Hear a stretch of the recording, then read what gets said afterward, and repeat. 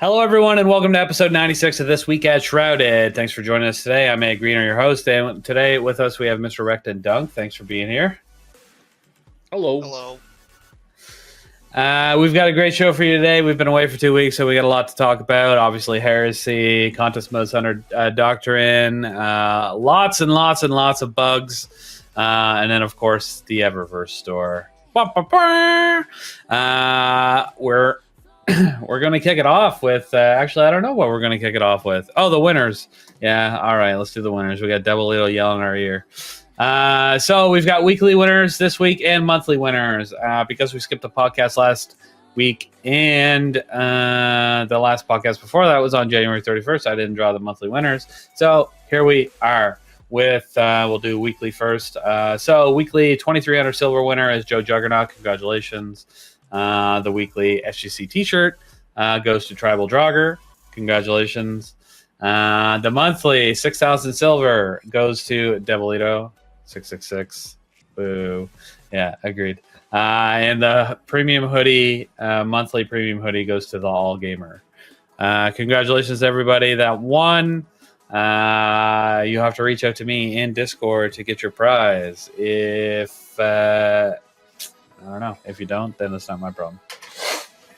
Anyway, congratulations. You have 30 days from today. If it's 31 days, I'm taking your prize and I'm donating it to charity. Confirmed. Okay, next, we got some Destiny to talk about. We haven't been on this podcast since Heresy launched. We haven't talked about Sun or Doctrine. We haven't talked about the myriad of bugs that Destiny has gone through with no Q&A team. And we haven't. What are those things called again that you hate? Oh, there's so many things in Destiny I hate. What do you mean? Okay, the hollow chips. The hollow chips. And of course the hollow chips. The hollow chips. We all know how much Wrecked likes silly little cosmetics in Destiny. And now we've got a hollow chip, which you know they're going to add. Nidification of Destiny continues. It's basically the same thing as little trails you get when you jump out of a plane in Fortnite. Yep. It's the exact same thing. It's just another way for Bungie to make money. I will tell you what, they sure turned them off with a quickness when it turned out they launched with a bug where you could get an unlimited number of them for free. For free, yep. God damn, they got turned off fast. Excuse me. Anyway, and they're stupid. It's so fucking dumb. Like, anyway, sorry, I got distracted. They're not, them themselves aren't dumb. It's like, whatever. You can like them, you can hate them, it's whatever. But the concept of even when you buy them, you have to reactivate, you have to pull from collections and reactivate it every 13 hours. That has got to be the dumbest shit. Why can't it just be like a transmat? Like, put a little thing in that space that says hollow chip, and then you know damn well they're going to be adding a ton of them if this one sells. If this one makes them any money.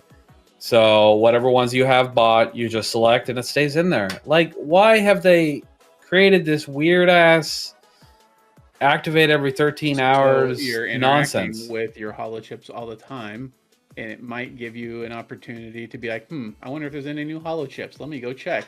I have $8 burning a hole in my pocket. Let's go buy some more digital slop. Anyway, if you don't know what we're talking about, there's a hollow chip available for free right now. It'll last for 13 hours once you activate it. And then if you a little pink trail will follow you whenever you're not in combat with hearts. Yeah, pink trail with hearts. Yes, you say whenever you're not in combat, but it does not consistently turn off when you're in combat. Oh, really? I haven't seen it. Yes, and it adds a tremendous amount of visual clutter to your screen, especially if you're in PvP. The moment you back away from anything, your hollow chip effects are literally in your face. You cannot see through them, and they tend to be exactly where your reticle is. It's great. I did not know this was an issue. They should, yeah, they gotta fix that. And they obviously, I think they should just remove it from Crucible completely. Like, it just, like, it can't be activated in Crucible. Because that would be distracting, considering if you're just even if you're running by in Crucible, you're not technically on combat, and you see somebody's trail like peter off into the. In 3v3, it also gives information to the other team about where you're at because that trail lasts a long ass time. That's dumb. All right, yeah, they definitely think that through. But anyway, it's coming. Hopefully, they create a way to make it permanent for people to just turn on if they bought it. Like, I think it's dumb that. You know, it'd be better if they gave people a way to turn off scene entirely, so it would never be a problem for the people that don't like it. I personally don't care. It's whatever. It's not one of these immersion breaking things. I could see Guardians who feel like they need to be fabulous using their light to give themselves these little trails of shit that follow behind them. Fine. It's whatever. It doesn't trigger me the same way other things do. But the fact that they're $8 a pop and they turn themselves off, that's all kind of dumb. And they don't turn off in combat is stupid. Yeah, but that's at least that's just not working as intended. So hopefully they fix that up. Yeah, regardless if you don't like them or hate them, I think it being a consumable in your inventory is dumb as fuck. Agreed. I know it's just it's I don't know, or I don't know the word I'm looking for. Like it's not really important, I guess, or anything, but it's just dumb. It's just dumb.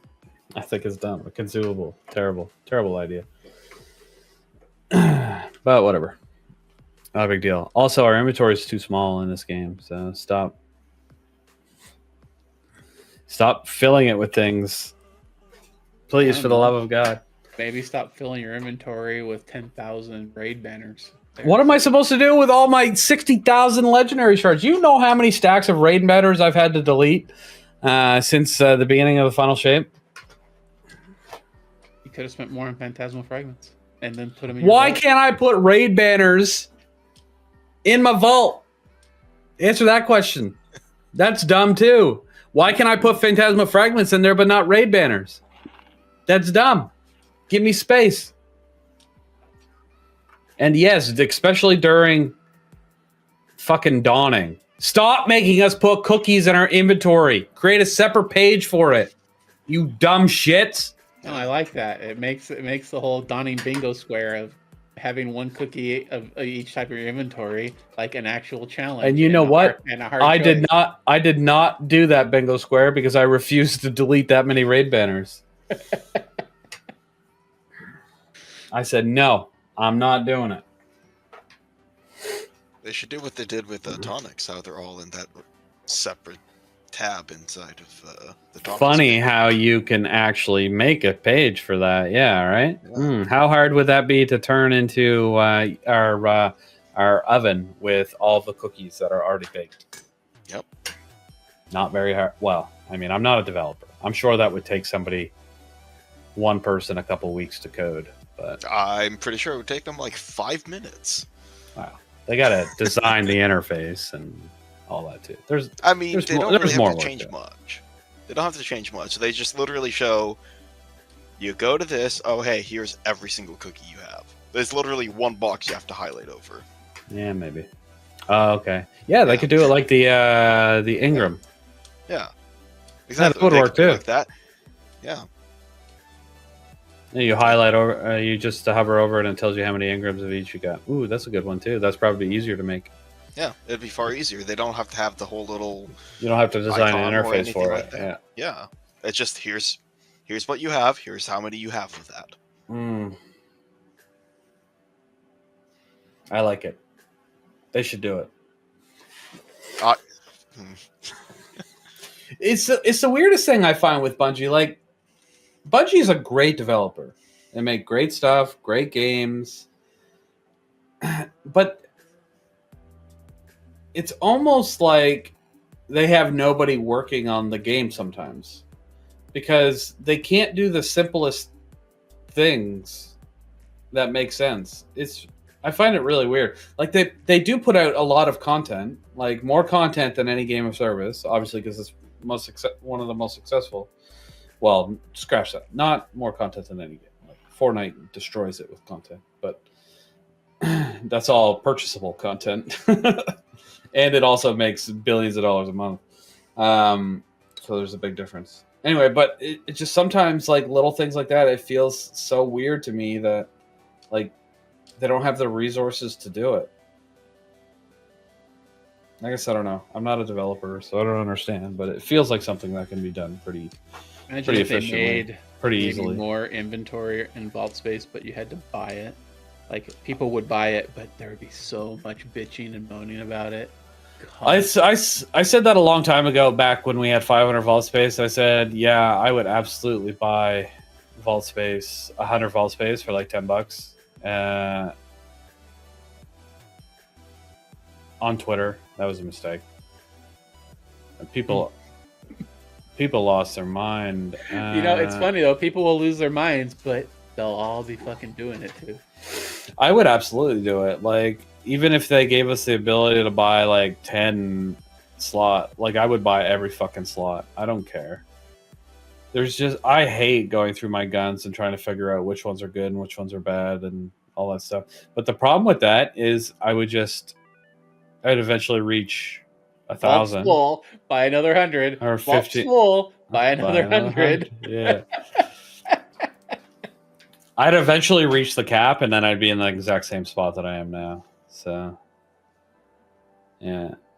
I think vault space is a problem for people that don't understand weapon archetypes and roles. Like me. Yes. Yeah, for example. And those are the people that need more vault space. Excuse me. Because, like, I can't look at a fusion rifle and go, okay, this is a certain archetype, so these rolls are going to be good on it. I just don't have that knowledge. Now I could study it and figure it all out.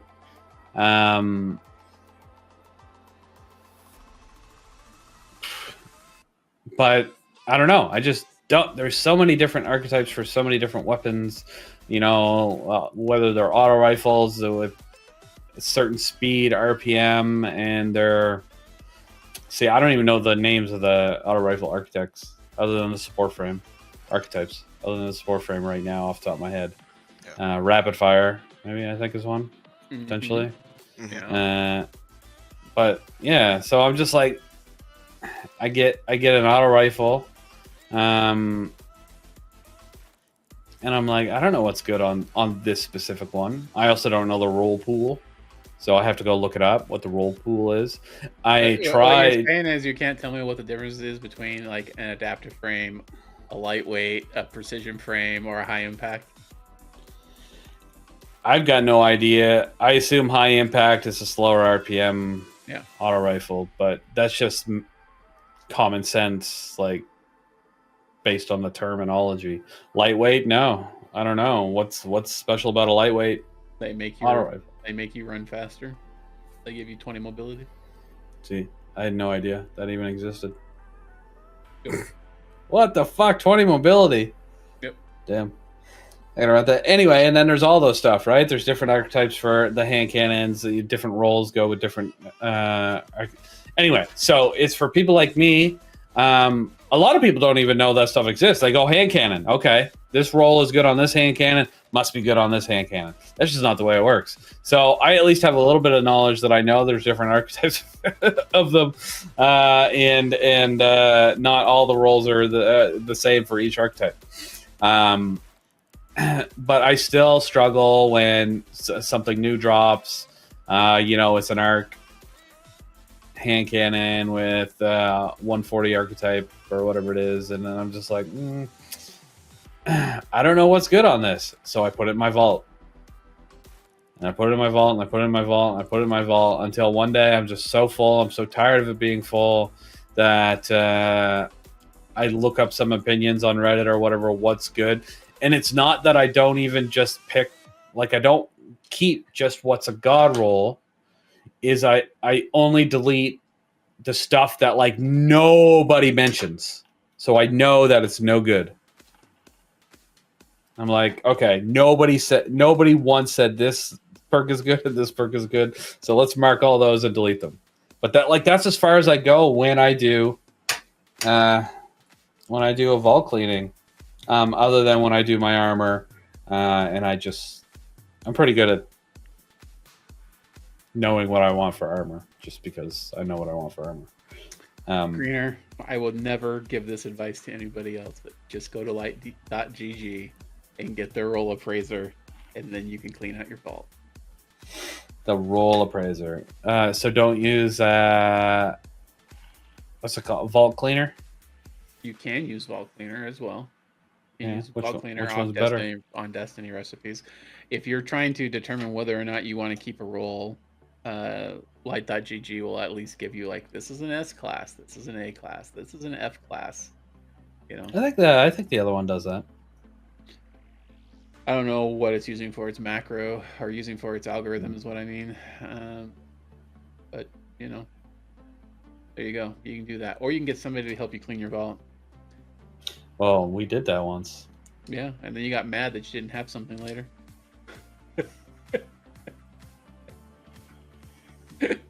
Yeah. But that's okay. It was Or probably you know, garbage. you could learn how to do, and then just know when you get a gun, oh, that's trash instantly. Anyway, we got on this tangent because I was just saying I'd buy vault space because I'm not that good at the game, basically. Yeah. It's what it boils down to. How many Nether weapons have you just squirreled away in your vault? I've got so many of those auto rifles, even though I thought I knew what I wanted until you told me that's not what I want. So. Yeah, Circle of Life and Reciprocity. That's what Yeah. that's what you Yep. wanted. Well, I didn't know what I wanted, but I got a bunch of them, and I looked at all the perks. I do look at them and read what they do, and those two made the most sense as a support frame. Yeah. So I was like, okay. I didn't really know how good Terra was, I guess. You wanted that crispy 25% extra damage for healing people. Yeah. Yeah, well, I figured it was like I'm healing people, and then I have 25% damage burst after I'm done healing somebody. I thought it'd be pretty good. I don't use those very often. Like the only time I remember using support frames really has been on contest mode. The last two dungeons we've done. I guess it makes sense. The support frame is actually probably pretty good if you're like doing trios inside of Nether because of the healing debuff, and they fixed Crimson, among other things that were activating the healing. So maybe it'll make a lot more sense this season. But yeah, I wouldn't have thought to go with Tear at all. No, just if you want that healing, that kind of healing interaction, just run a no hesitation with Physic and Circle of Life on Adamantine. In my opinion, it is much better as a healing / support weapon because you can use Tear to inflict Sever on enemies, which I think is a better perk, especially in places like the Nether, because it inflicts a 20% outgoing damage debuff on everyone it affects. Plus, they have an elemental debuff on them, so if you kill them, it interacts with all the things that can create elemental pickups. It's quite good. Okay. In my Good to opinion, way better than Circle of Life on that particular gun. Okay. All right. I guess I'll have to get a new roll. I don't have Circle of Life on my no hesitation. I have Physic and Incandescent. All right, that's fine. I wanted to That blow works too. people up, bro. Yeah. Anyway. That works as a perk combo. Yeah. Yep. Yeah. That's fair. That's fine. Cool. Alternatively, Attrition Orbs is quite good with Reciprocity, since you can spawn Attrition Orbs off heals. So, also good. Yeah. Good times. Okay. But So Circle of Life is booty, and if anybody thinks it's good, you're just bad at the game. All right. all right, Captain. All right, let's talk about the new area denial frame. Psycho Pump. Psycho Pump. All right, I've actually been using it, and I like it. I think it feels good. I was using what I considered the best roll I had gotten at a certain point. Mhm. Which was I was let's So I was playing Warlock with at this moment of time with Getaway Artist and obviously the arc grenade.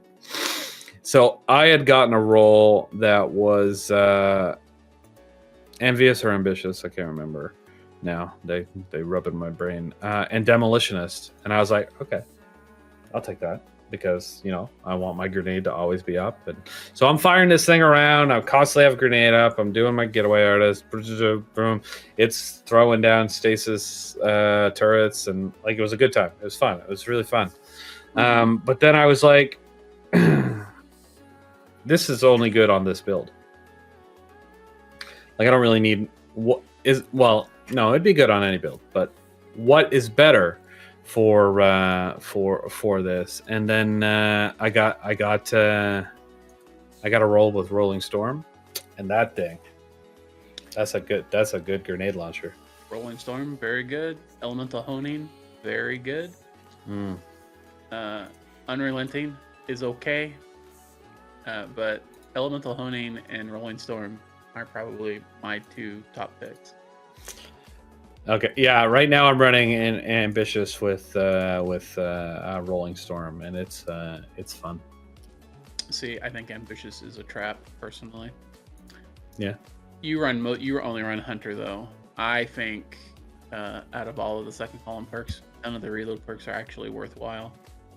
I would much rather have Pugilist on mine than any well, other. ironically, I want ability Reaping. I have a Pugilist Rolling Storm roll, so that's why I don't get rid of anything, because I don't know what I'm doing. Anyway, this was just me fooling around, finding this weapon, getting it, checking it out, seeing what I liked, and eventually finding out that Rolling Storm is pretty good on it.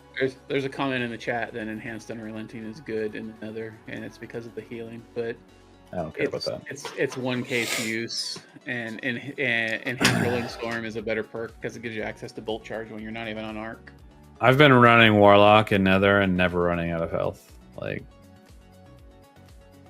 yeah, health is not a problem, especially now that they made the changes that they've made. I guess we could talk about those. It's a good segue. Yeah. Yeah. Sure. Okay. Well, the forums are currently quite upset. You know, Bungie. Oh, because it's actually as hard as it was supposed to be. Bungie made some adjustments to healing in the Nether. Originally, the Nether came out hot and nothing was healing you for shit, except for like Crimson was doing all right. Knockout was doing way more than it was supposed to. But most of your normal healing sources were just trash. And it's not that they weren't healing you at all. It's that they're healing you relative to a normal health, right? So it feels like it's not healing you at all. So Bungie came in and tuned that. But when they tuned all of those abilities to feel a little bit better, all the stuff that was outliers, they tuned that shit right down. So they killed it. People have been bitching today, or bitching this week, about Crimson in particular, that it feels like they just dumpstered the weapon in the Nether. But you know, I'm all right with that. There's actually lots of ways to heal now, and you just have to give them time to do their thing. Even healing rifts will heal you a good amount, assuming you give it the time to do so. I soloed one earlier where I was just getting pummeled by enemies because I was doing one of the things where you stand on the circle and it slowly activates. And enemies coming, husks coming, bomb. I got standing in just a rift, throwing grenades, shooting shit. Like, I never even got close to being low. Like, yeah, people are just anyway. So also, you say, like, people are saying, oh, it feels like they killed Crimson and another. No. Did people not understand that was not, like, that was ridiculous? You could not die with Crimson on unless you're 4 years old. Like I'm a if Titan main. you, I'm not worried about knockout no longer refilling me all the way to full anymore. It's whatever. yeah, you shot one person with Crimson and you got full health. Yeah. Instantly. Yeah. Yep. After Bungie explained that the Nether was, you got to use health as a resource. Like everyone thought it was like, oh yeah, this is Greener. right. Bungie has made the Nether too hard for the casual single parent who works 27 hours a day and has 4 kids to take care of when they get home. Listen, I'm the casual single parent that has 4 kids and works 27 hours a day. And guess what? The Nether's not too hard. You just suck. Want me to tell you a secret? You know, my favorite build for running the Nether is on my Hunter, and it does not have one single healing ability in it at all. Wild. I don't run any healing guns. I don't run any healing abilities. What do? I've got RDMs, and I've got strand clones. And I jump in the air, I pop a clone, it's high enough that enemies can't get close enough to detonate it, and it forces every enemy to shoot at it for a full 15 seconds. So while that's going on, I can just take them out at my leisure. And because I'm using a Kvasov to take them out, that means I've got 47 other clones waiting to go. So I'm up in the air again, dropping more clones, and nothing ever even shoots at me. Even bosses don't look at me. They look at my clones. Yep. Just because this just went out live a minute ago, Bungie helped. Is the monolithic memento the fog memento? Or is it a different one? I don't know. Well, they wrote 4 days ago that we're also targeting February 13th to 14th for the monolithic memento fix-up. Might be the Salvation's Edge one. To go to qualifying players. But they just tweeted out, they said, update, we've hit our hurdle deploying the memento to players. We're hoping to resolve and send the memento out next week. It must be the Salvation's Edge. It must be the Salvation Edge. Yeah, Yes. okay. I didn't realize they were giving it out to all the players that... Are they just giving it to all the players that completed it already? Maybe. I don't know. I've already gotten a couple to drop, though. I'm not really worried about it. It's not that interesting as mementos go. Yeah.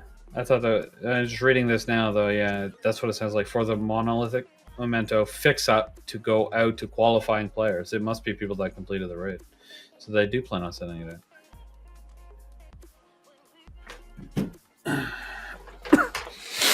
Dunk, what are your thoughts on healing adjustments in the Nether? I miss it, but it was 100% necessary. Healing was overpowered. Oh, yeah, it was too strong. Yeah, it was way too strong. I mean, I was playing as my Titan the entire time with knockout because, you know, that's fun. Yeah. It was great. It made it easy, but at the same time, it felt too easy. You could easily solo that thing in a good 40 minutes. Yep. That same plate Greener's talking about on my Titan, I would just drop my barricade to get my bolt charge and literally just unpowered melee punch everything, and I would never die. Yeah, same. That's exactly what I would do. Like, it was just too good. So I'm glad that they fixed it, but I'm also sad because it made for a little bit too much of a fun time.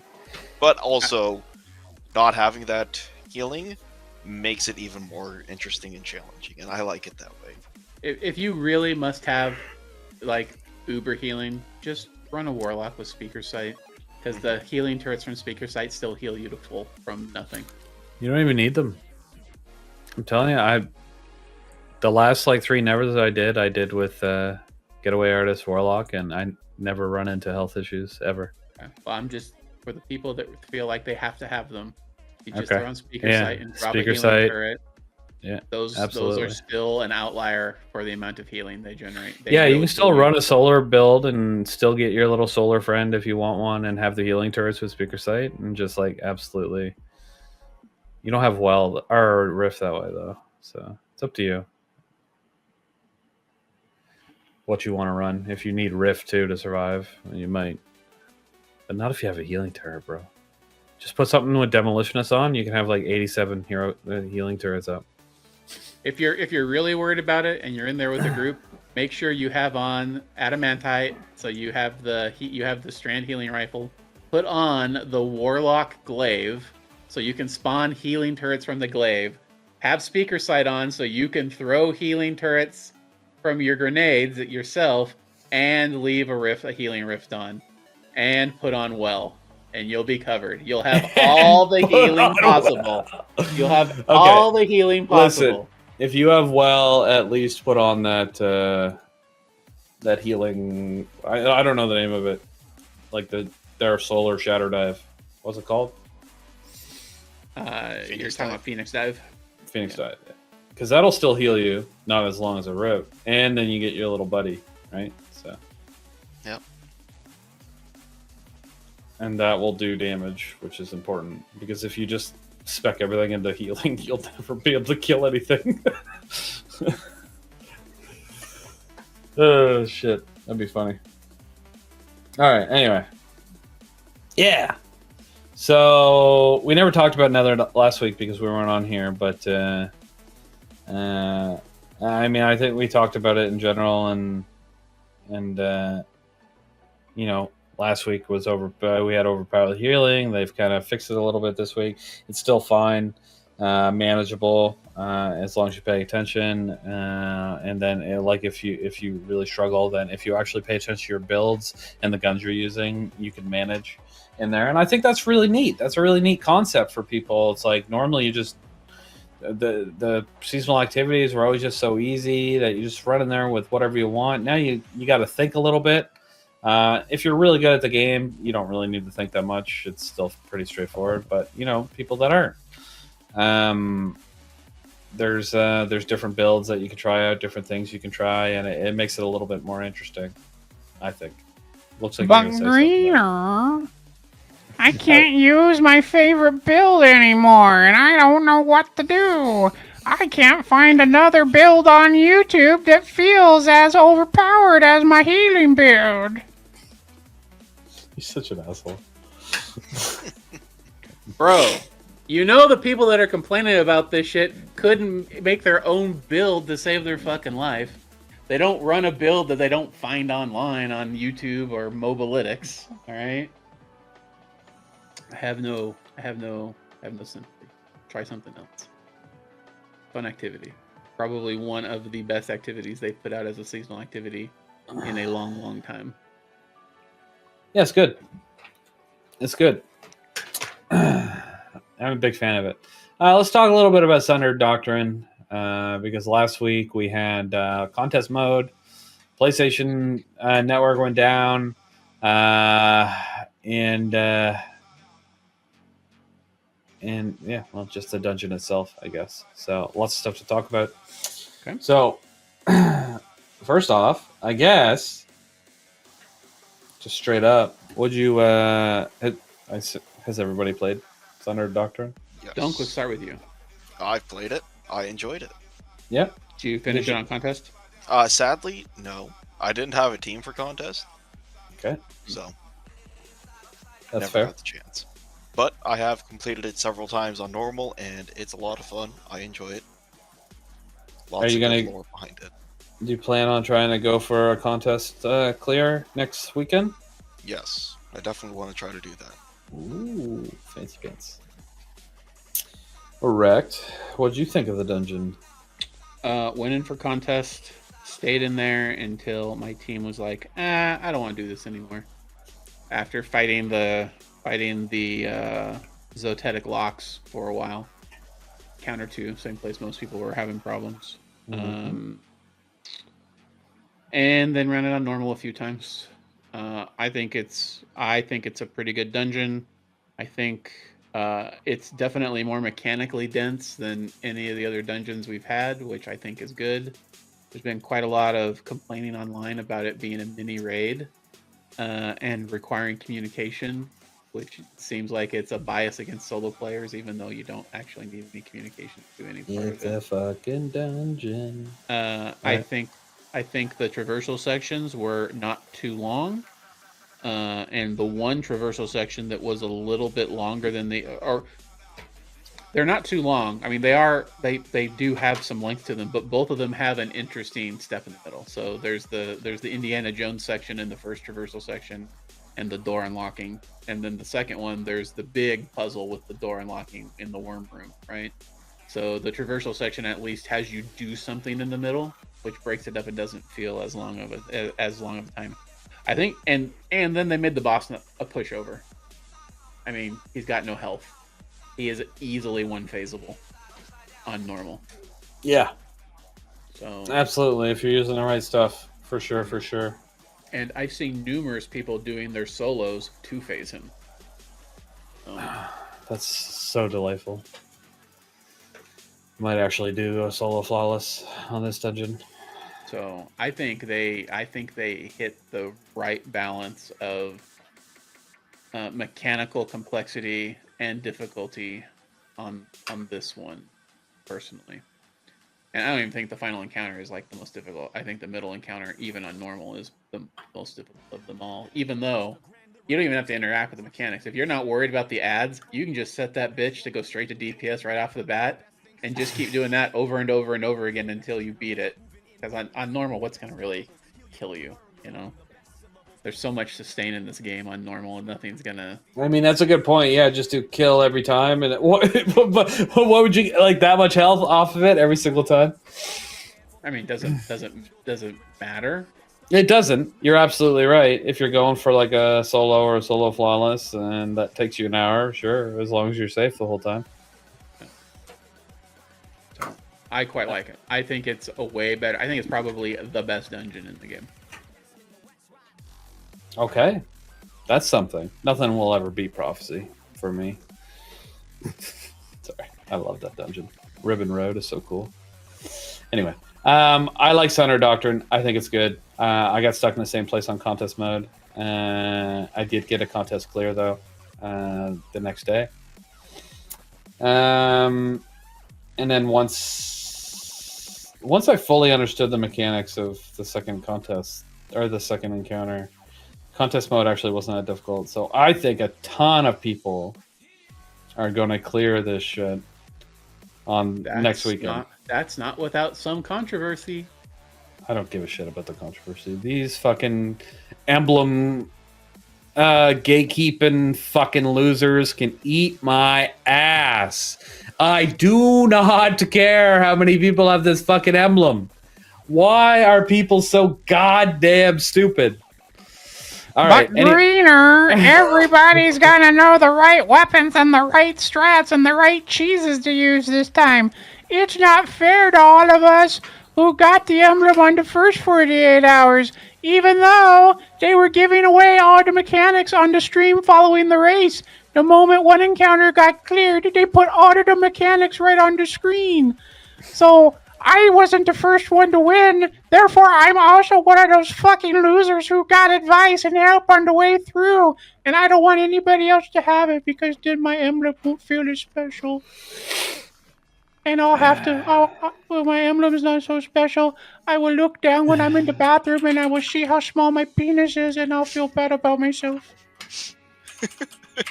Alright, there you go.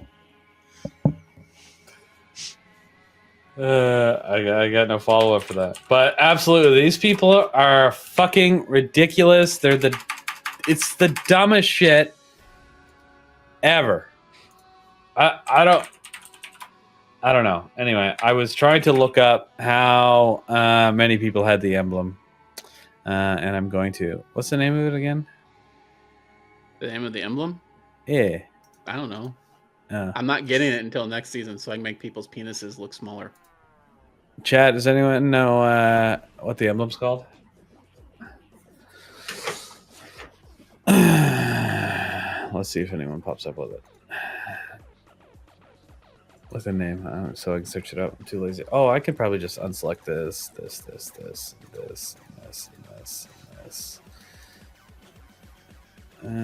See if I recognize it. Oh, there it is. Never mind. It's called Last Erasure. There you go. All right, so 37,866 people have this emblem. It has a rarity rate of 1.08%. AGreener, it's gonna be the most common contest emblem, and therefore it's not gonna mean anything. I have an emblem that's called Media Astinium. And only 61 people have it. So I don't give a shit about your last Erasure emblem. What's the rarity of Heartfelt Crackle? Crackle? Second.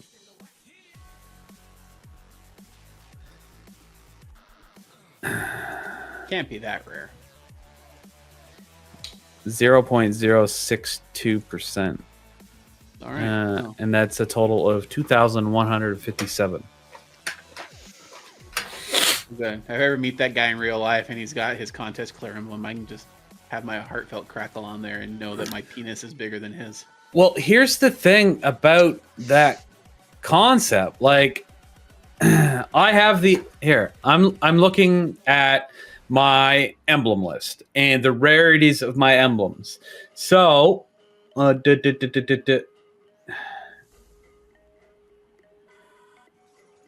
I say the rarity of that was? 0.6? I can't even find it in my list. Oh, I just looked it up. Here is it. 1. Oh, it's 1.08. How are you searching the emblems that you have? What are you using? It's called emblem.report. And then you can search yourself up and see what your rarest emblem is. Okay, so it was 1.08, 1.0, 1.08, 1. Okay, so I literally have about 40 emblems that are more rare than that. And a lot of them are just from like Game to Give and Bungie Day. So just go buy one. Damn. Like literally everyone from the one we just did, every single one from last year, everything from Bungie Day, even Tabula Rasa, for fuck's sakes, which you got from Twitch, is more rare than this emblem. The fucking one from the Kel's Vengeance or whatever is more rare. Not Kel's Vengeance, from the... Yeah, from Kel's Vengeance. The Organ one is more rare than that. That's interesting. Anyway, the point is, like, this isn't that rare, and contest mode is done. Like, so your 1% rare emblem it's already not rare. So chill the fuck out. Get out of here. Boo, pay to win emblems. I do have a lot of pay to win emblems, but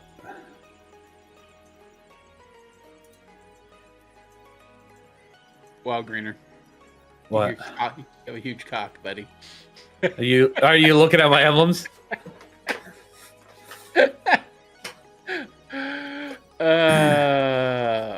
It's pretty big.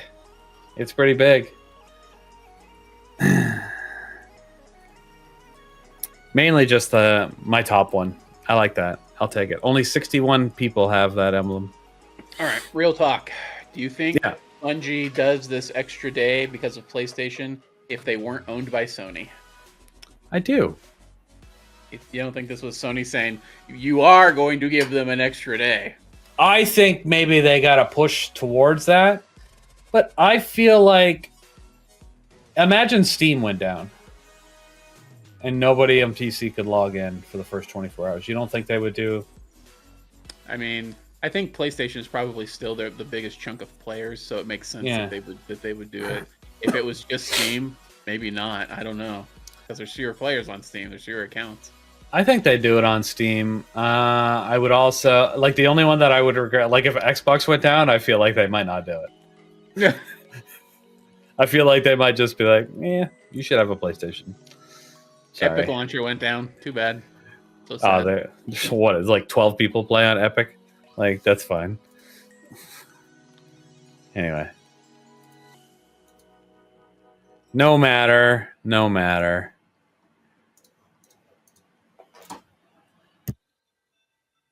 Okay, anyway, I think we got... I don't know if I gave my thoughts on the dungeon at all.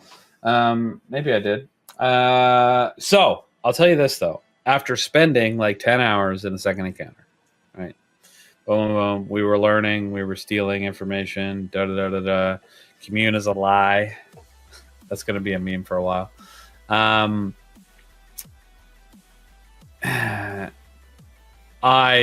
We decided to give up that night, but we decided to do a run on normal so we could see what the rest of the dungeon was like. So we did that. Obviously, cleared second encounter like it was fucking nothing. Kind of some of stuff.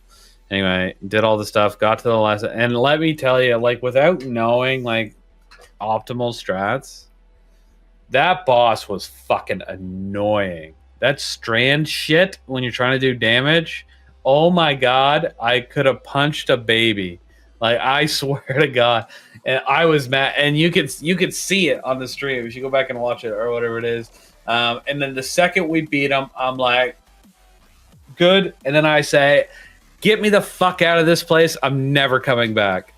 I was so mad at it. But I think that could have been like the 14 hours of, streaming, constantly getting pulled with the strand while trying to do damage.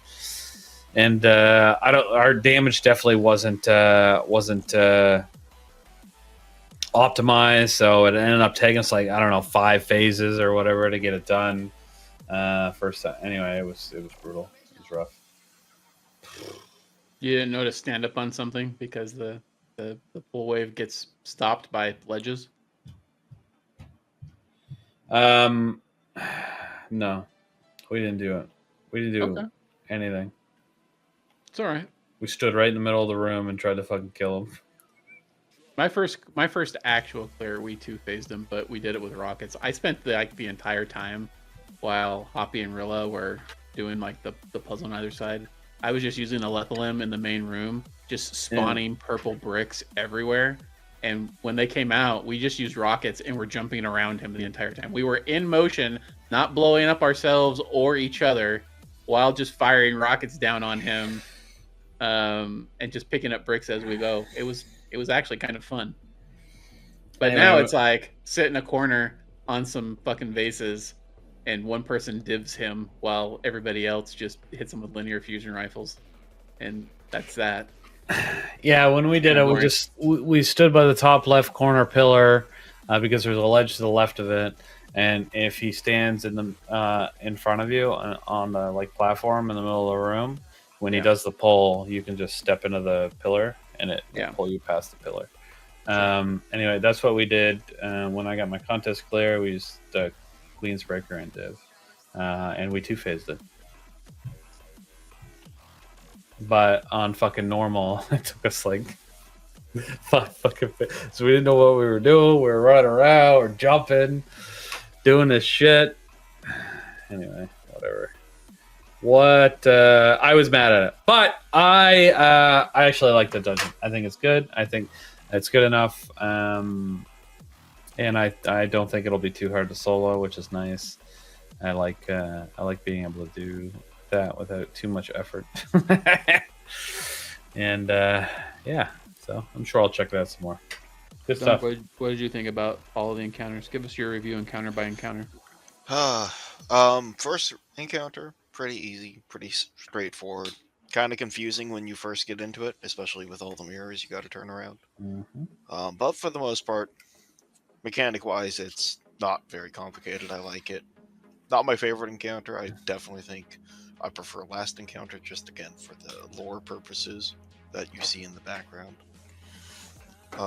Second encounter, Zoetic. It's definitely a more challenging encounter. Probably the hardest encounter in the entire dungeon, if I'm being honest.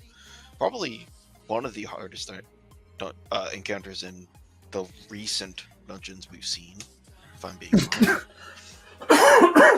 honest. Honestly, I do like the whole mechanic of, hey, you can prevent ads from spawning during your damage phase, making it a little bit easier for yourself. But it's also hard to coordinate that because it's constantly changing on you. So I gotta mention, I hate the concept of if you lock in a thing and it shows up on the middle like on that middle thing, it locks in your square or whatever. The fact that it can change is stupid as fuck. That has got to be the dumb. Like, I'd have no problem with it if they just got rid of the things. It's so confusing that it's like, oh yeah, you locked this in. It's all locked in. Look, here's a giant fucking thing with a photo on it that says you locked it in. Oh, wait. But when you actually, when the thing got to the kill icon, yeah, that wasn't on the thing anymore. So let's change all the icons. Dumb. I hate that. I think it's a stupid decision. I've got no problem with them being able to change and you got to coordinate it, but get rid of this thing that makes it feel like it's so safe and you've locked it in and your choice has been chosen. I hated that. I was like, again when he's trying to solo flawless this thing. Well, it was so dumb. Like, I was so confused. I was like, I remember the first couple times we got to the damage phase, and I'm like, oh, we got everything. Boom, we get a hive, and we get a knowledge, and probably another hive, and 80 fucking ogres spawn, and 27 witches, and 97 knights, and they just all lay into us like we're all like, what? But we had stop everywhere. What happened? Did you not see all the photos? Oh my god, it's so annoying. And then you're going through it, and then they'll randomly just look at one in the middle of a damage phase and just do what's on it. Or not a damage phase, but they'll randomly look at it while you're getting set up for damage and just do what's on it. So it's like, it just spins over to the fourth one. It's like, oh, that one's on hive. Let's just give them the ogres for funsies. No rhyme or reason. No pattern. Just... Okay. Oh, now I'm up back to the second lock-in because that's what I'm supposed to be doing. But I just wanted to look at that one over there and fuck them with them in the ass. You know, it's like, I think you can set the wheels to. Yes, I know, to turn certain directions, so they're doing the same. They're going to the right way, but sometimes you got fucking hives on both. All right, so you can't always fix everything. You don't get enough witches because you're doing stop everywhere, and the witches aren't spawning, or just the one in the middle. It's like, so you don't get enough of the things to make things spin. Anyway, I think there's a better way to make that. We're definitely hearing this rant again when he tries to do his solo. There's a better way to make this encounter more efficient and more fun, but still challenging. And what they did, I don't know. Wild. I mean, how it works is it just stops ads from spawning in for that round. Once you get into damage phase, it doesn't matter. No. That's how it's supposed to work, I should say. Or at least how it seems it's supposed to. No, if you actually have stop locked in on all three of them when it reads your kill thing, you will get almost no ads for like a certain length of time during damage phase completely, and then you'll just get a couple groups of ads that spawn towards the end of damage phase. Yes. It also stops them from spawning then as well. But the problem is, even if you lock that in, to me, if you lock that in, that's done. All right, that shouldn't be able to spin again later and then change to hive for when you actually trigger damage phase, and then it spawns ogres. But it can. It changes on it, like it just changes. You're supposed to keep an eye on it, and it's fine. I totally get it. And when you got 3 people in there, you can probably keep an eye on it a lot more and make sure it's rotating, locking back and forth. But it's also confusing, like because say you put that on kill right at the beginning or whatever you want, like that one won't rotate again until the third encounter, or not encounter, but like until you get to the third clock or whatever you guys are calling them, and then it'll go over there and it'll have moved. Like, why doesn't it rotate when you're doing the second one? Like, there's no rhyme or reason. It's just, that's what bothers me. I think it's weird.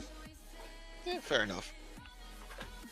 And then I guess real quick, final encounter. I like it. I mean, again, it's, a very lore specific thing. Like, if you don't want to do the whole track down the Grim to figure out what symbol it is, you can just kind of base it off of lore if you know that information or have that previous knowledge. You can, but I think some of them aren't right. I've definitely seen photos of things like Traveler kills Guardian, and it's the truth. And it's like, when did that happen? Yeah. Well, technically speaking, Gaul, when Gaul forced himself to be a guardian. Well, he wasn't the Traveler. True, but the Traveler did kill him. Oh my god, get the fuck out of my house. That does not count. No, I mean, that's why I said technically speaking, right? Personally, I wouldn't count that either. There was other ones that were questionable, so I'm just like, all right, I'm always just gonna go find the Grim, say fuck it. Yeah. I mean, finding the Grim is the safe option, probably the easier option, but it's still kind of fun to a degree. Plus, at the very end of that encounter, I have a lot of questions. What were the Dread trying to find? What power were they seeking? That's interesting because I don't care. But... No, that's fair. That's fair. Lore is not for everyone. No, but for real, there usually is.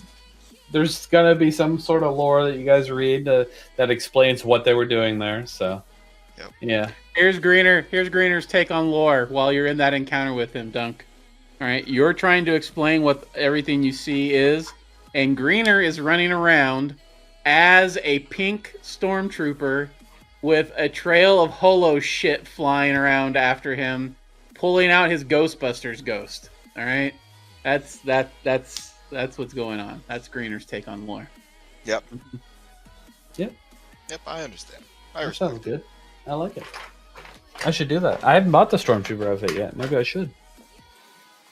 You should put the helmet on with the Doki Doki cloak or the Doki Doki chest piece. Yeah, I think so too. I was gonna say I think having the nice bow on the back would look really good with Stormtrooper helmet. Yep. Or Death Trooper, whatever they are. I don't know. Yeah, you got it. I will do that. Thanks. Yeah, sure. I'll make sure to put it on when I'm playing with you. I would say I'm going to ban you, but I can't ban you. You're the one person, I guess Hoppy and the Gatto are immune to that kind of abuse, but as well. But can you not ban people that are the same? No. You can't initiate a ban on anybody who's got equal perms. Wild. I could always just make a roll that does nothing just above Shrouded Ambit and give it to one of you. And then you would have access to ban people. Yeah, no, I don't need that power. Yeah, it's probably not a good idea. Anyway, all right. So, I mean, I guess there's been 2 TWAS since I came here. Not much of note in them. Nothing really of note, especially on. Let's just 2 weeks ago we had the Heresy launch trailer, we had the Star Wars shit, we had the Center Doctrine launch trailer, we had the fucking trophy that no one cares about. Well, some people, like 8 people, probably did, but emblems for watching the raid race, for watching streamers. Now we have the new one that actually looks pretty cool. I don't know if anybody's gotten the heretical halation emblem yet, but if you like Oryx, it's I think it's one of the better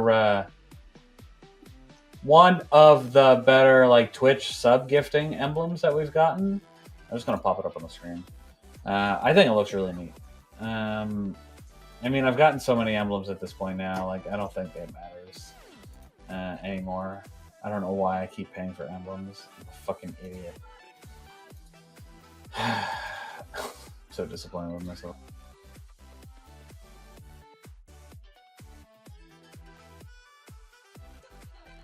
I'll have to turn it off, turn it back on.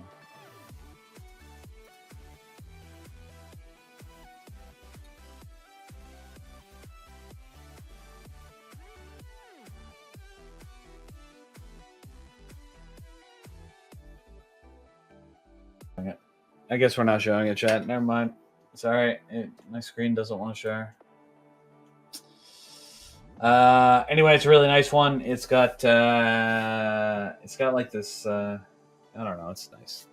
Go look it up. It's good. It's got some people on it. Check it out. You can get that for gifting a sub to any streamer that's streaming, as long as they're in the Destiny 2 category until like March 4th. Or if you're not a recurring subscriber, if you recurring subscribe to them, I believe you get it as well. So anybody that's in the Destiny category, mind you, if you want to use it on twitch.tv/Shrouded Gaming, we wouldn't be mad. Anything else in here? Oh yeah, there's a new emblem for the Bungie store. It's a cat playing with a yarn ball. So if you like kitties, go check it out. It's actually really neat. I'm gonna try to share one more time. So I want to show these off. I'm really annoyed. Share my screen, motherfucker.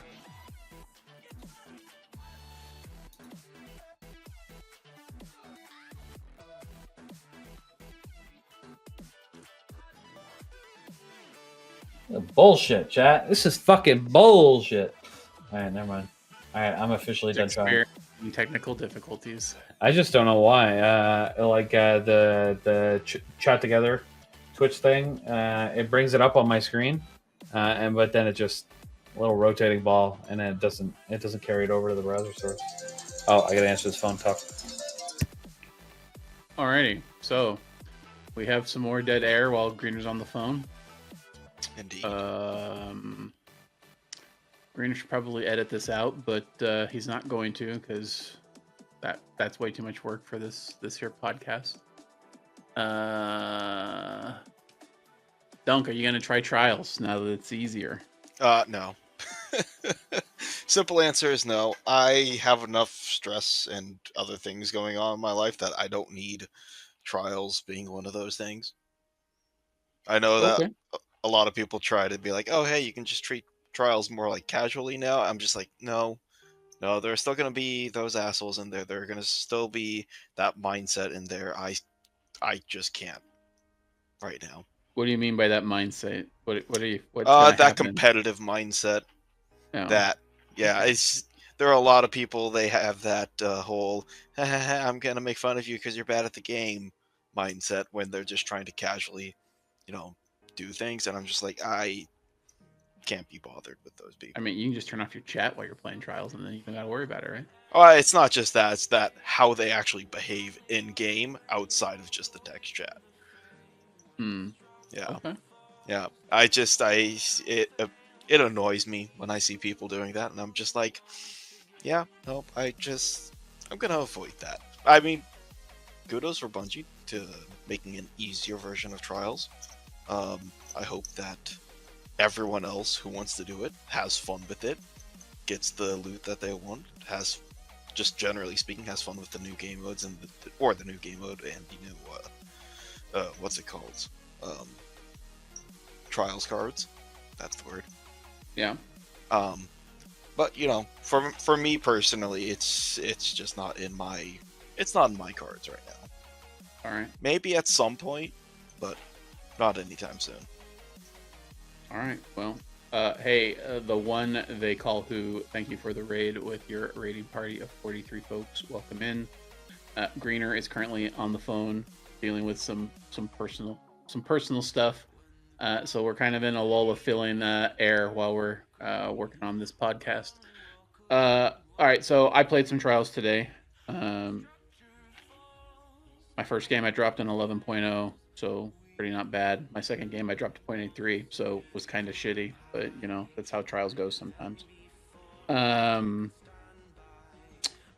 I like the changes they've made because, I mean, anybody can go to the lighthouse now, right, and get drops. And the rewards you're going to get at the lighthouse are wholly dependent on how many win streaks you got on your way there. Like, you don't have to get a 7-win streak. You can get your adept guaranteed just by getting a 3-win streak and then finishing out the card, which I think is pretty cool.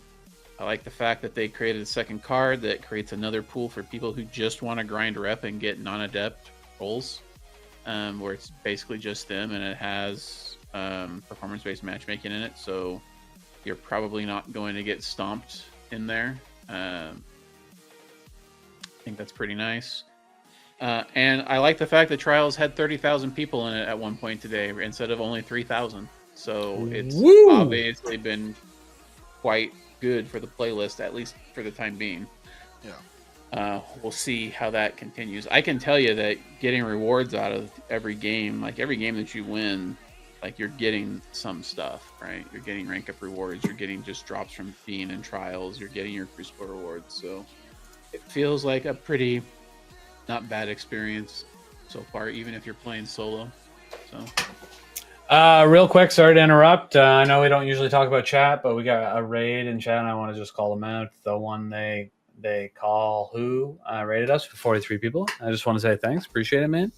Welcome. We're doing a Destiny podcast right now called This Week at Shrouded. And we don't typically interact with the chat during the podcast, but I had to say something because I did indeed call them out when the raid Oh, did you? happened. Okay, my bad. I had my headset off. I was on the phone. I appreciate you calling that out then. I should have just asked you. Are you going to give new Trials a go this weekend? This weekend? Maybe. I'm not a bot, Biggie. You are. Just FYI. New Trials, yeah. So I heard you talking about that when you come back. That was or you mentioned that the population was increased by like. I was trying to think of the percentage, but that's 1,000% or some shit like that, which is awesome. Which was really expected, to be honest. They made some really good changes. Maybe I didn't expect. Yeah, you know, a lot of people are playing. Shrouded's game time is up about 300% across the community, and that's typically pretty on par with the wider community, because we have a big enough base that it's usually pretty even. But 1,000% is a big increase. Like shout out to them for the changes they made to get some people in there. Just to clarify for people who are unaware, it's very easy to get Trials rewards. So there's two passages now. There's the Lighthouse passage and there's the Trial of Osiris passage. The Lighthouse passage is if you want to go to the Lighthouse. All you got to do is get 7 wins on that card. It doesn't matter how many losses you get on the way there. If you get 7 wins, you can go to the Lighthouse and open the chest for some loot. The loot you get is going to be dependent on what kind of streaks you got when you get there. There's different rewards for 2 wins, 3 wins, 4 wins, 5 wins, 6 wins, and 7 wins. When you go to the Lighthouse, like all of your loot from all of those streaks will all fly out at you. It's quite impressive when like 8 Ingrams pop out of that chest at the end. And then you're able to farm your card. Once somebody's gone flawless, if somebody goes into a 7-win streak, they get put into performance-based matchmaking. So the game is going to attempt to find them other players who have found that streak before they match them against other people. But I mean, you get guaranteed an adept weapon by just getting a 3-win streak on your way to the Lighthouse. You will get an adept once you get to 7 wins. So it's pretty worthwhile if you're interested in the adepts. And if you're not, you can just grab the Trials of Osiris passage and just play in a skill-based matchmaking type situation. It's performance-based, it's not exactly skill-based matchmaking, and get increased rep rewards for Saint. And get every time you win, there's a chance that you're going to get, non-adept Trials loot. So, and it's actually, there's only, in order to get the new armor, you can't just cash in Trials Ingrams anymore and hope you get lucky. You have to do the challenges on the Trials of Osiris passage to get armor, or you have to get a high enough streak to have a chance of armor at the chest, which is only on the Flawless passage. So, like, you have to have gotten your 7-win streak, right? So, there's reasons to get in there.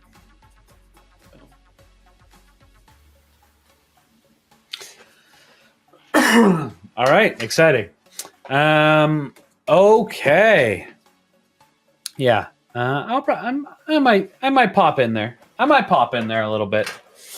This week, maybe we'll see. We get Iron Banner next week, right? I don't know. So no trials. I think so. I haven't been paying attention to the Iron Banner schedule. Maybe I'm dumb. I'll check in a minute. Okay. I want to try to see one more time if this will share. Stand by.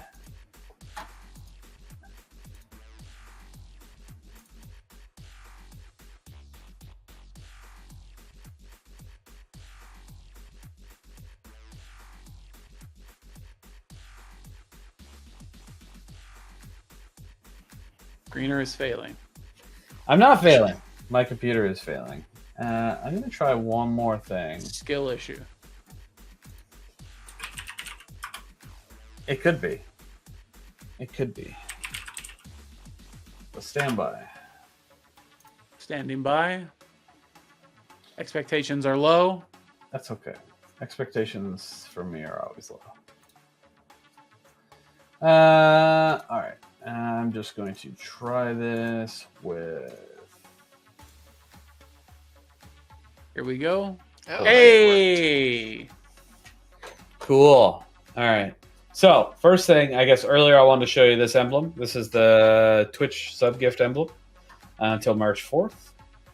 So, yeah, looks pretty cool. I actually like that one. I think it's really neat. This is the Bungie store emblem. If you buy something at the Bungie store, you get this emblem. This is a wild emblem. By the way, I don't know where they come up with this, but they did. And the real reason I wanted everybody on here is because of this Twitter video.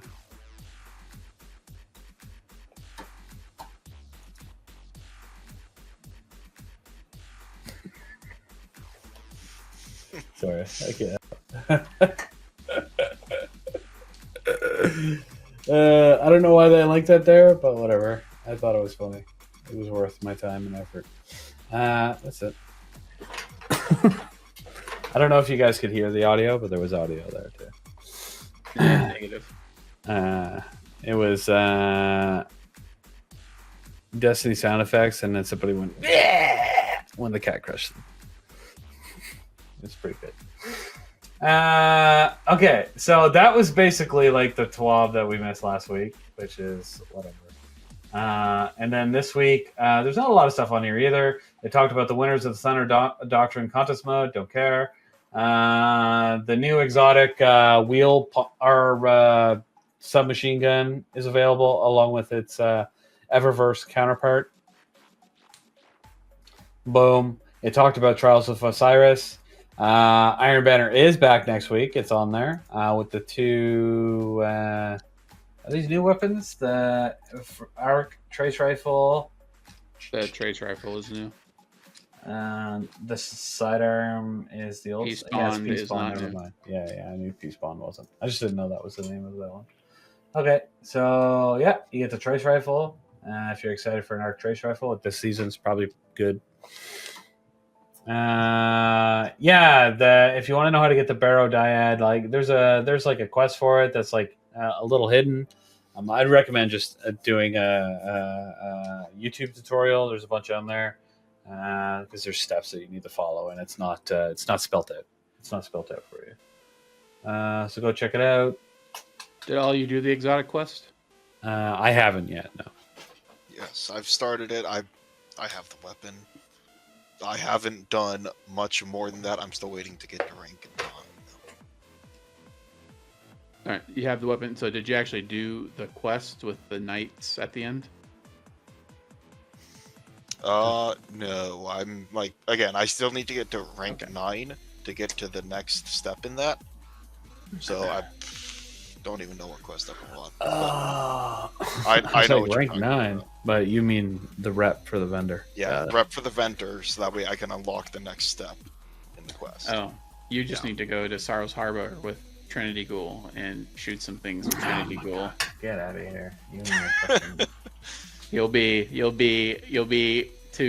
have maxed out the vendor as far as you can in approximately 63 seconds. Oh, nice. Excellent. No, Greener no. just disapproving of people efficiently getting through the content. I hate people that do that because they're the exact same people that will complain that there's nothing to do in a week. Yeah, Greener, I already got all my weapons from the Nether. Yeah, just like earlier, complaining about it. Fucking. All right. Anyway, everything else on the tweet is boring, dog shit. No one cares. They talk about the hollow chip. Nobody gives a fuck. We talked about that earlier. There's an exotic fucking thing you put on your wall. No one cares. There's a trials ring. No one cares. There's some new hoodies and sweaters. No one cares. Some art in a book. No one cares. New ornament coming for Verity's brow in Frontiers. Nobody cares. Some people care, but doesn't that... Greener, why do you even play Destiny? Do people even care anymore? Hasn't that thing been like... That thing is shit. He's all, this Destiny thing, no one cares. This Destiny thing, no one cares. This Destiny thing, no one cares. This Destiny thing, no one cares. This Destiny thing, no one cares. Okay. Destiny community, by the way. All right, but listen. Are you going to get a Barrow Dyad, like, plaque for your wall? No, I'm not going to buy their overpriced. So nobody resin. cares. Are you going to get a Trials ring? No, my fingers are too fat. So nobody cares. Are you going to get these ugly-ass hoodies? No. They're Here, too I'll expensive. I'll show them off real quick. Bungie wants too much for them. See if anybody... Let's see if he's going to It share. does. There we go. Look. That's a cool hoodie. Or that's a cool sweater. Not hoodie. This sweater is fucking terrible. Buy the sweater, Greener. Get your cat. No. This is... Okay, Wear it looks that. like somebody threw white paint on a sweater and tried to sell it. It just happened to look a little bit like The Witness. Wear it on the stream. And then this is just whatever, dog. I do like this aesthetic because it's the aesthetic of the sparrow you get from Prophecy. You know, But- you could buy that sweater, and then on like a catastrophe stream or something, you could have one of the things people can buy is like color and bits of it. So people can pick a color and pick a small section of it that you got to color in and just give you money to ruin your sweater that you already don't like. And then you'll have a rainbow fucking witness at the end. All right. Well, no one cares. Oh, I should have kept sharing. Hold on. Let's see if anyone cares about this art book.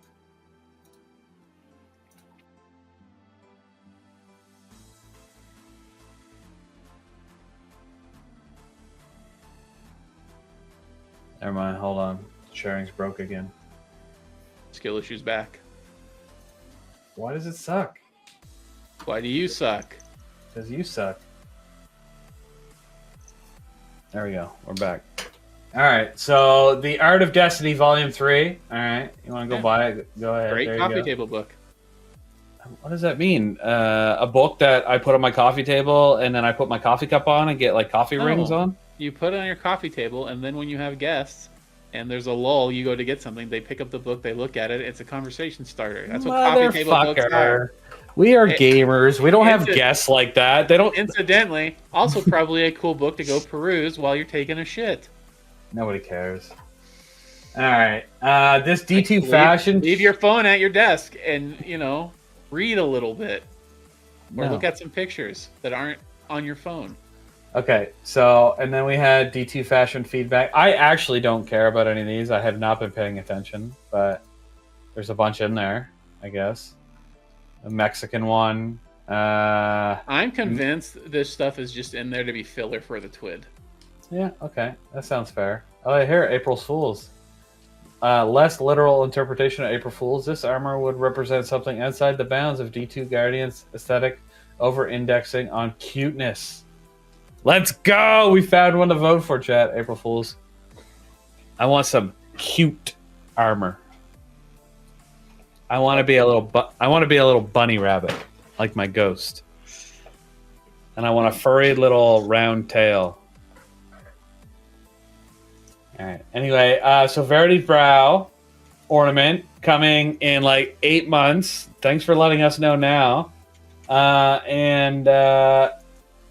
Yeah, it sucks now. Didn't it get nerfed? Everything gets nerfed. That doesn't mean Yeah. it sucks. All right. This is exactly what they did with that fucking the fusion nade cloak. The warlock fusion nades, they were strong, people throwing them, using it. You needed the exotic for it. Boom, boom, boom, boom. They heavily nerfed it, and then the next season we got an ornament for it. The first ornament it's ever gotten. Okay. Why do they keep doing that? It's like they're people will use it. No, it's like they're fucking stupid. What they're doing is go, look how many people are wearing Verity's brow, or I can't remember the cloak that did the fusion nades for the wall. Starfire Protocol. Yeah, there you go. Starfire Protocol. Look how many people are using it. Somebody make an Eververse thing for it so we make tons and tons of money. And then somebody on the other side of the company that's not communicating with anybody is like, we need to nerf this. Too many people are using it. And they're like, oh, okay. And nobody talks to each other. And then what happens is they spend time wasting time making an ornament. They spend real time nerfing it, and then it nerfs, comes out, and then the ornament comes out, and everyone's like, "Why would I buy the ornament? I don't fucking use this shit anymore because you nerfed it." Here's the problem, and this is a problem many Destiny players have. Just because Bungie nerfs something does not mean it's trash. Nerfing something so that it's in line with the ability of other exotics does not make it trash.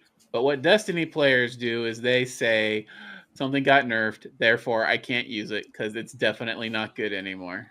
That is their myopic bullshit view of how this whole thing works.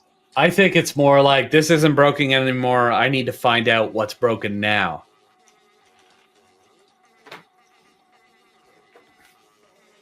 That's what I think anyway. I don't know. Anyway, point is, they got to start making ornaments for things that are broken, because so people are using them. Let it stay broken for like 2 or 3 months so people buy the ornaments for it, spend tons of money on it, and then they can nerf it into the ground. That way they still make all their money and it's not broken anymore. And first, they should make... Oh, man, brilliant. I should be their marketing. So they should make an exotic that's broken, but it's so fucking ugly it doesn't fit with anybody's transmog. And then release an ornament for it that's beautiful. And then once everybody's bought the ornament, nerf it into the ground so it's garbage. Rinse and repeat. Company saved. Yeah, Greener is actually the villain of the Destiny universe, the ultimate villain of the Destiny universe. It's smart though, right? That would work for like a year. It would make more sense to put out exotics that are tied to whatever exotic happens to be hot at the time. That is true. But they're always so late with it. It's like that's what they're trying to do. But their ornament team is just so fucking slow at making things that it never gets into the game in time.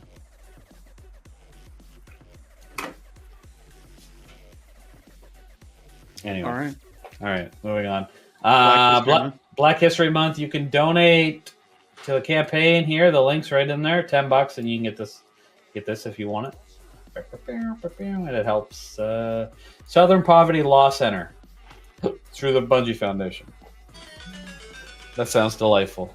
You only got till February. Who could definitely use your help for reasons that we're not going to discuss on this podcast. Smile. That's right. Yes. That goes till February 28th. Game to Give raised $2.7 million.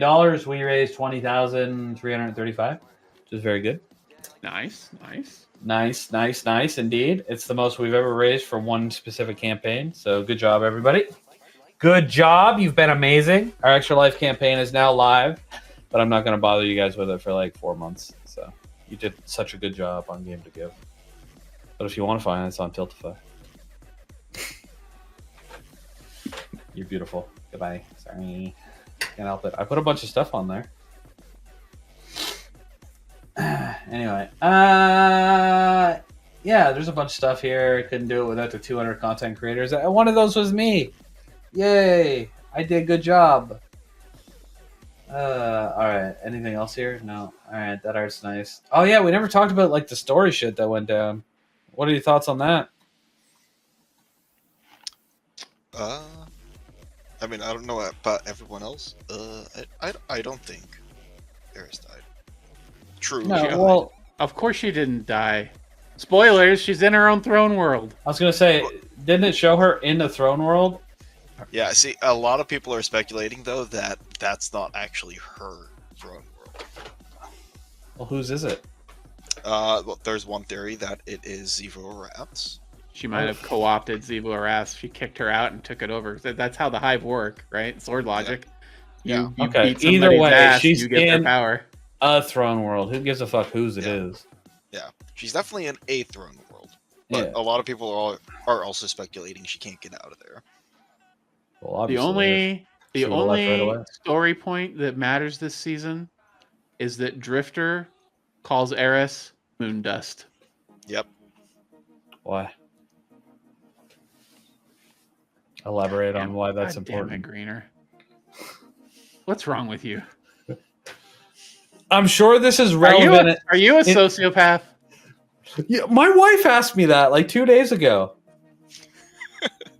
They've been building story around their relationship for months and months and months.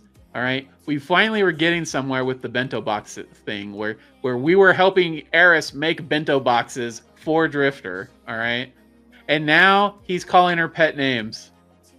They're moving the relationship between the two of them forward, and he calls her Moondust. That's his pet name for her. Okay. Greener's like, whatever, I don't fucking care. I didn't know there was lore behind the bento boxes. Like, I just wanted some fucking mementos, brother. Like, who gives a shit? Anyway. You know, fun fact about the bento box. If you turn in one of those quests after the new episode started, you just now have a bento box in your inventory and you can't delete it. Sure do. I have 2 of them. Yep. Yep. It's awesome. That's what you guys get for trying to glitch your bento boxes. Honestly, I just didn't finish all my quests. And Greener definitely glitched his. I don't know what I did. I wasn't paying much attention. I just...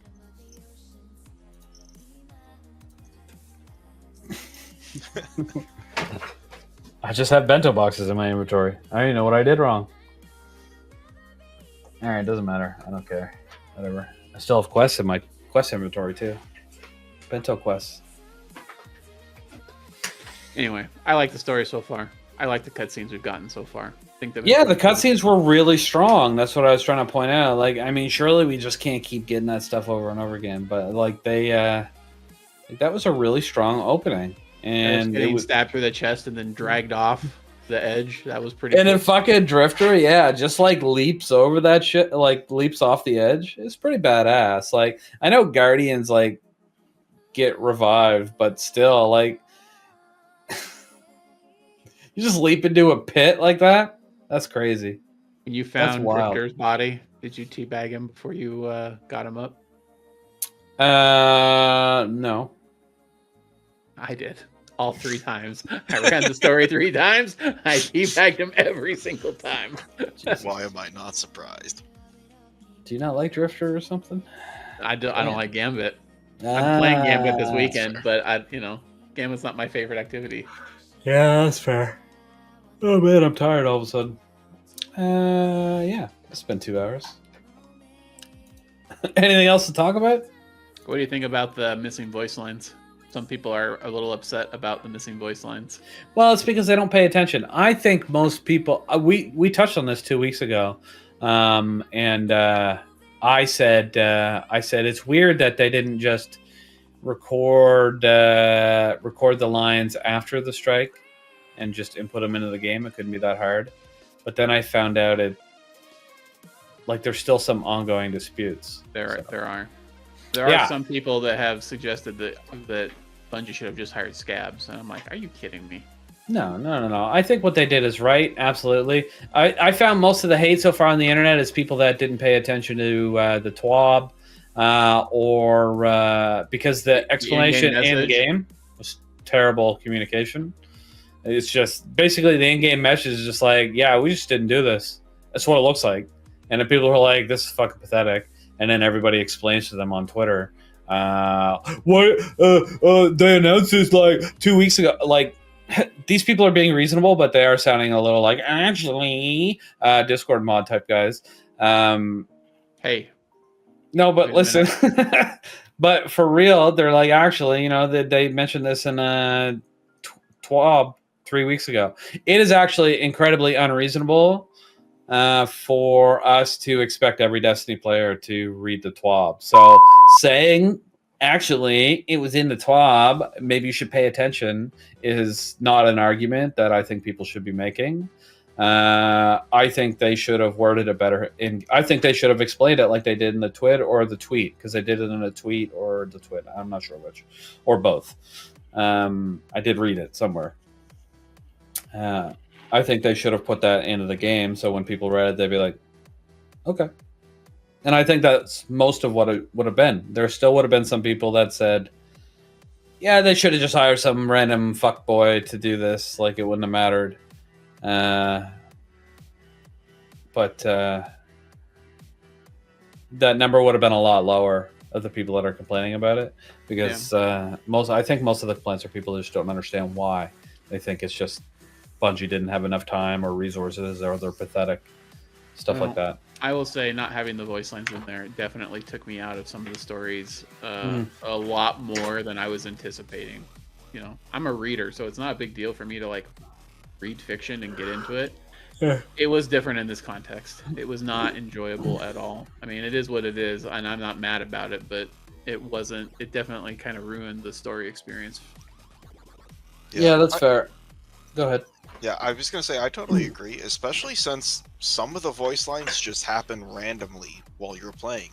Like, you'll just be in orbit trying to load into something, and suddenly you're getting some random voice line. And it's like, it's cool, don't get me wrong. I like the idea of just having voice lines coming over the radio, being like, hey, you know, you've done this, good job. Now there's this, and this, whatever. It adds to the story. But when it's just silence and you just see subtitles on the screen, I'm just like, you know, I feel like this could have just been left out for now and maybe implemented at a later time. It's ironic. Sorry, it's ironic that you say that, because like I've been getting the subtitles when I'm in orbit, and I'm like, and it feels weird, and I'm like, is this a bug?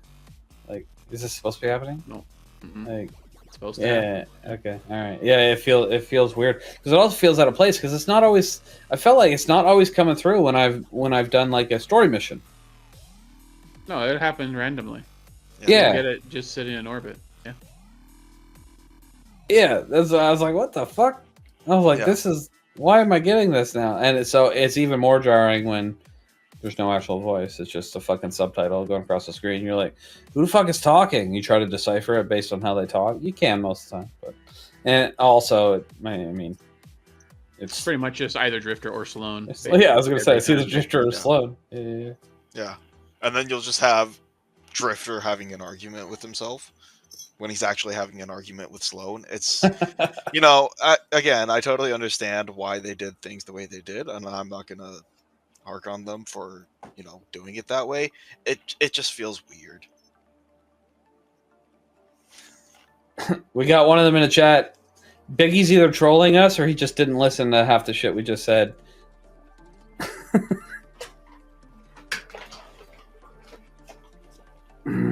I don't know. All right, you want to talk about Crimson Days? All right, have fun. Yeah, I'm ready for announcements, because we're up on the 2-hour mark. So do it. Go. Crimson Days is ongoing at the SGC. Just because Bungie decided they don't care about love doesn't mean the SGC doesn't care about it. So we're in the middle of our Crimson Days event. It comes in 2 parts. There's our event card. Pictured on screen here. Probably can't see it because it's probably microscopic for you, but there it is. Number of levels on the event card. Complete the challenges in each level to move up to the next one and earn some fabulous prizes. Details on how to do that, make your claims for your prizes are on the server. And then next, not this Saturday, not tomorrow, but Saturday next week at 1 o'clock Eastern, we have our Crimson Days 2v2 tournament. This is going to be a bows only affair with abilities turned way down.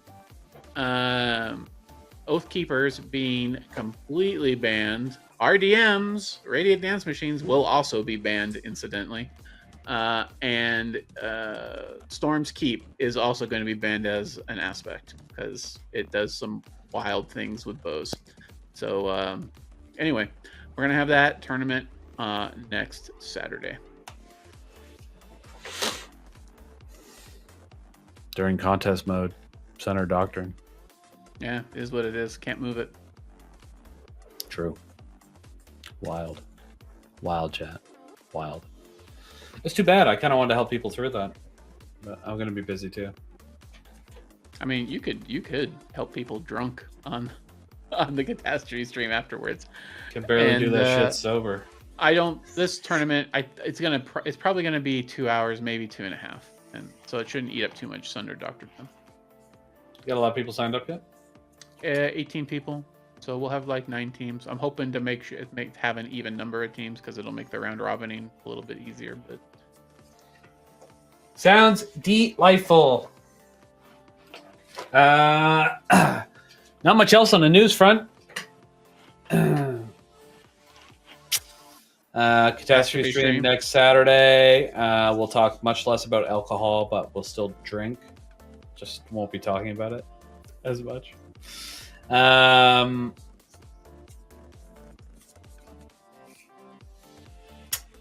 Nothing else special next week. That's Dunk, it. what do you got to advertise? What links do you have for us right now, buddy? I have absolutely nothing as of right now. I mean, Fair. Right now, raid-wise, we're kind of in a lull. There's not really a ton happening. We already have a decent-sized crew right now. More are always welcome, of course. You want to be a Sherpa. You know, that's always a fun thing to do. But, you know, again, we're in a lull. There's nothing really raid happy going on right now. Other What do you than mean? Everybody should be multi-class. running three Salvation's Edges a week for Pinnacles. What do you mean? Salvation's Edge of the Week for everyone knows how to do it already. You're good to go. Yep. No, not everybody knows how to do it. There's lots of people on the server who have no idea how to do it. It's a joke. Anyway, yeah, I still see a Sherpa request sneak through, so we could use another one. Then you can start having Pinnacle raids like mine, where I get 3 of the same submachine gun out of the one raid run. It's great. Love it. That's what you wanted, right? Yeah. Mm-hmm. Bro, Michael, I thought you were dead, dog. Good to see you. Sorry. All right. I had to respond. I haven't seen this guy in like 3 years. I thought he died. All right, Greener. My wife's home. It's Valentine's All right. Day. Let's go. Oh well, let me say goodbye to everybody. Hold on. Yes, thank you so much for watching this week at Shrouded, episode 95. I was your host, AGreener. Thanks, Misterwrecked. And Dunk. I don't know what he's pointing at. So go sign up for Crimson Days? I don't know. All right. Have a good one. We're out. Bye.